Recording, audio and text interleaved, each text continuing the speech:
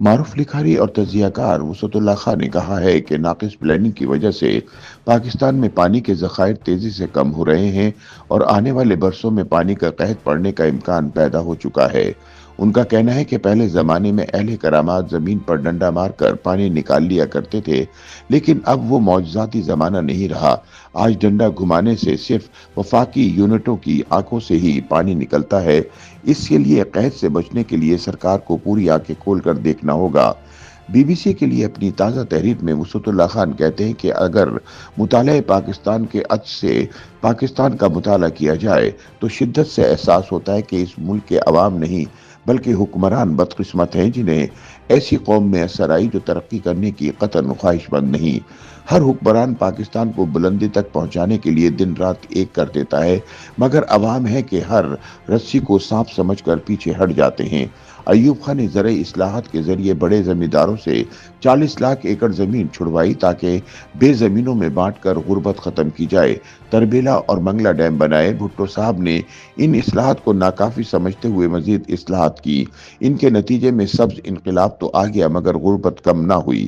حاسد لوگ کہتے ہیں کہ جو بھی ترقی ہوئی اس کے ثمرات اوپر ہی عسکریوں، نوکرشاہوں اور کاسا لیس سیاسی اور کاروباری کارپوریٹ مافیا میں بٹ بٹا گئے، مگر حکمران کہتے ہیں کہ ہم نے پیداوار دگنی کی تو عوام نے بچے دگنے کر کے ساری محنت پر پانی پھیر دیا۔ وسعت اللہ خان کے بقول پاکستانی حکمران کہتے ہیں کہ ہم جو بھی ترقیاتی منصوبہ بناتے ہیں لوگ اس کی اچھائیوں پر دھیان دینے کے بجائے کیڑے نکالنے بیٹھ جاتے ہیں، بھلے وہ کالا باغ ڈیم ہو یا موٹر وے یا گوادر پورٹ یا سی پیک۔ مگر ہمارے عوام کہتے ہیں کہ کمرے میں بند درزیوں کی سی ہوئی ترقیاتی پوشاک پہنانے کے بجائے کم از کم ہم سے یہی پوچھ لو کہ ہمیں کون سا کپڑا کون سا رنگ پسند ہے اور ہمارے تن و توش کا سائز کیا ہے۔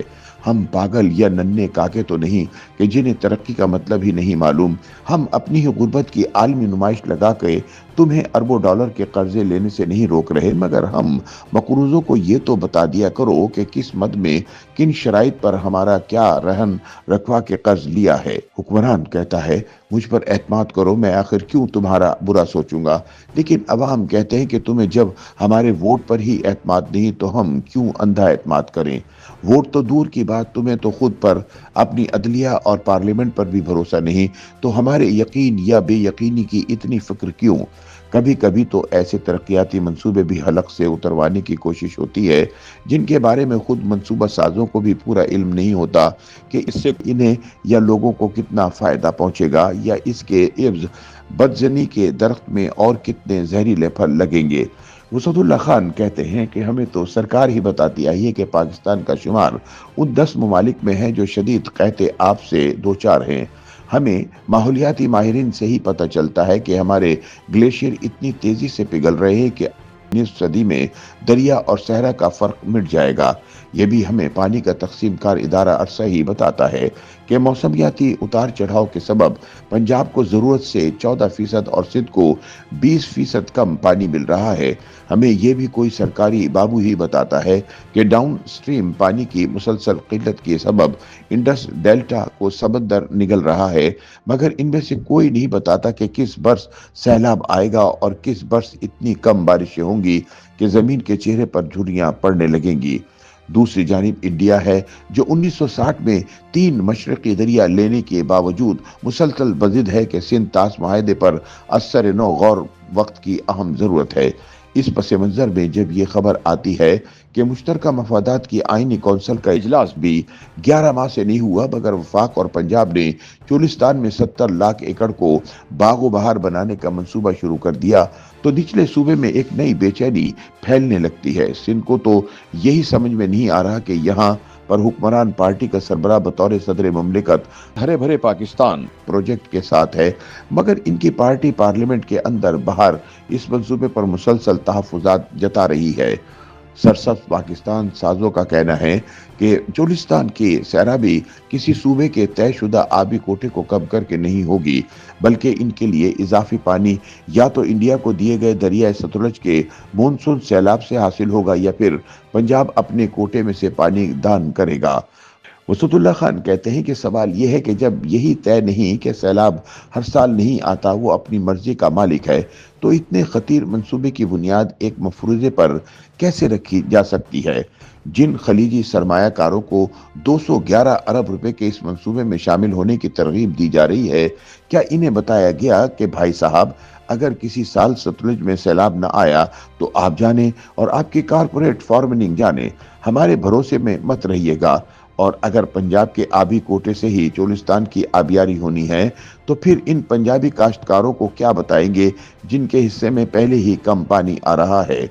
ये भी कहा जा रहा है कि चोलिस्तान में दीगर जदीद तरीकों से फसली पानी के इस्तेमाल में 80% बचत होगी। किसानों को इस बारे में तरबियत के अलावा रियायती निर्खों पर बीज, खाद और ज़रई अद्वियात फराहम होंगी। और ये भी कहा जा रहा है कि कारपोरेट फार्मिंग के लिए हजारों एकड़ जमीन मुल्की और गैर मुल्की कंपनियों को अलाट होगी, यानी वो जमीन और आबी और गैर आबी सहूलतों का किराया देकर अपनी फसलें उगाएं और ले जाएं, जैसा कि सूडान और इथोपिया में हो रहा है।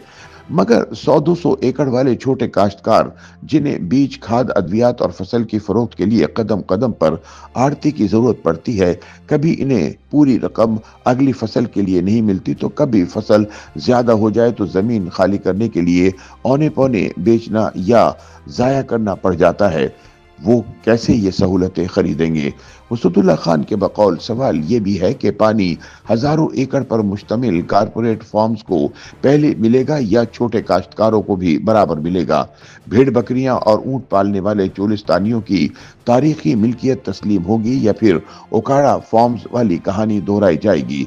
चोलिस्तान आबाद करने का ख्वाब नया नहीं, इस बारे में माजी में कई फिजिबिलिटी रिपोर्ट बनी, मगर हर बार यही सवाल रुकावट बन जाता था कि बारानी इलाके को नहरी में बदले बगैर ये ख्वाब कैसे पूरा होगा और इसके लिए इजाफी पानी कहां से लिया जाएगा। उनका कहना है कि हमारे पास ज़ेर ज़मीन पानी के बहुत बड़े ज़खायर बताए जाते हैं, मगर हालत यह है कि जहां 40 वर्ष पहले 100 फीट पानी निकल आता था, वहां अब 900, 1000, 1200 फीट तक बोरिंग करना पड़ रही है। ये सब कुछ सलट सकता है अगर तमाम स्टेक होल्डर्स को साथ बिठाकर बामायनी मुबाहिसा हो और जो जुर्रतें इख्तिलाफ करें, इन्हें भी पाकिस्तानी समझा जाए।